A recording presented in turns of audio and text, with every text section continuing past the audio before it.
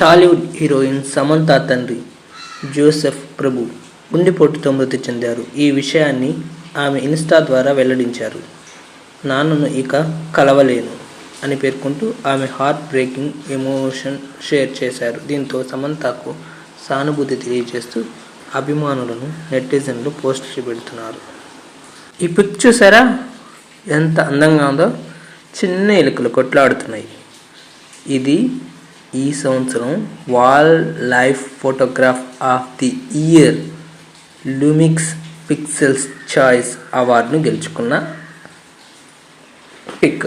ఈ పిక్ని లండన్కు చెందిన అండర్ గ్రేడ్ సబ్ వేల్లో వెలుకలు పోరాడుతుండగా తీశారు. దీన్ని తీసింది శామ్ రోల్ ఫోటో తీశారు.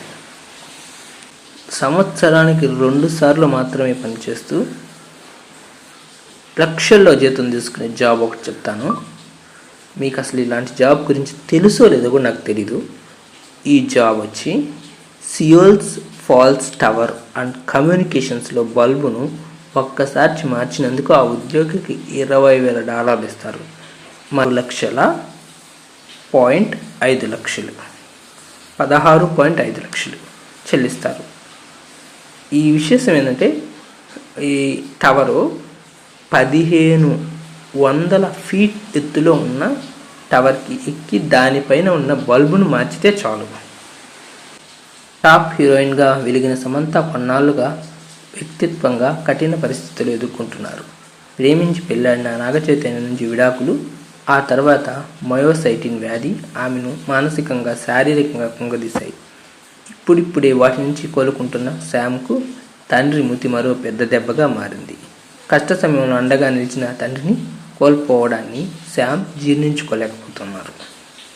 అల్లు అర్జున్ తన ఫ్యాన్స్ను ఉద్దేశిస్తూ ఆర్మీ అనే పదాన్ని వాడడాన్ని greenfield environment water harvesting foundation వాళ్ళు ప్రతినిధులు తప్పుపట్టి దానిపై హైదరాబాద్లో కేసు బలగాలను అవమానించారని పోలీస్ స్టేషన్లో ఫిర్యాదు చేశారు.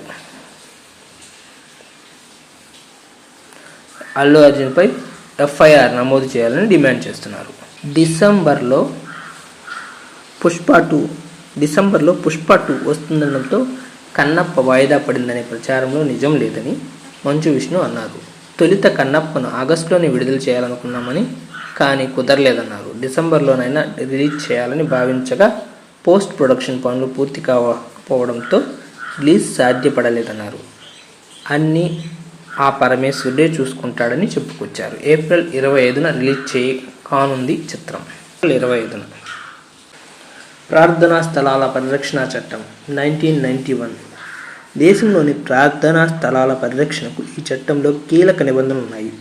ఆగస్టు 15, 1947 నాటి మతపరమైన ప్రదేశాల్లో అప్పటికే ఉన్న ప్రార్థనా విధానాలను కొనసాగించాలి. ప్రార్థనా స్థలాన్ని మరో మతంలోనికి మార్చాలనే అభ్యర్థనను న్యాయ పరిధిలో సవాల్ చేయడం నిషేధం. అయితే ప్రస్తుతం ఇలాంటి వివాద పిటిషన్లను కింది కోర్టులు సైతం విచారణకు అనుమతించడం గమనార్హం. శబరిమలపై హైకోర్టు ఆదేశాలు. తాజాగా కొన్ని నిబంధనలను హైకోర్టు ఆదేశించింది. అవేంటో తెలుసా మీకు? తెలుసుకోండి. శబరిమల శ్రీ అయ్యప్ప స్వామి ఆలయంలో ప్రసిద్ధ 18 మెట్లు వద్ద ఫోటోలు, వీడియోలు తీయరాదని కేరళ హైకోర్టు ఆదేశించింది. ఈ మధ్యనే పోలీసులు అక్కడ ఫోటో షూట్ చేయడంపై వివాదాస్పదమైంది. కేసును సుమోటోగా స్వీకరించిన న్యాయస్థానం 18 పాటు తిరుమట్టం వద్ద భక్తులు వీడియోలు, ఫోటోలు తీయొద్దని తెలిపింది. విడిచిన బట్టలు మల్లికాపురం ఆలయంపై వేయొద్దని, గోడలపై పసుపు చల్లొద్దని సూచించింది. చెన్నయ్యను బంగ్లా ఇస్కాన్ పట్టించుకోవట్లేదనే ఆరోపణ నేపథ్యంలో ఇస్కాన్ ప్రకటన విడుదల చేసింది. ఆయన స్వేచ్ఛా హక్కులను ఇస్కాన్ అండగా ఉంటుందని స్పష్టం చేసింది. దేశంలోని హిందువులు వారు పూజించే స్థలాలను కాపాడడంలోనూ తోడుగా ఉంటుందని చెప్పింది. బంగ్లాలోని హిందూ సంఘాలు హిందువులకు అండగా ఉంటుందని పేర్కొంది. మైనారిటీలు శాంతియుతంగా జీవించే పరిస్థితులను తిరిగి తీసుకొచ్చేందుకు ప్రయత్నిస్తుందని వివరించింది. చెన్నైను బంగ్లాదేశ్లో అరెస్ట్ చేయడం మీకు తెలిసిందే కదా.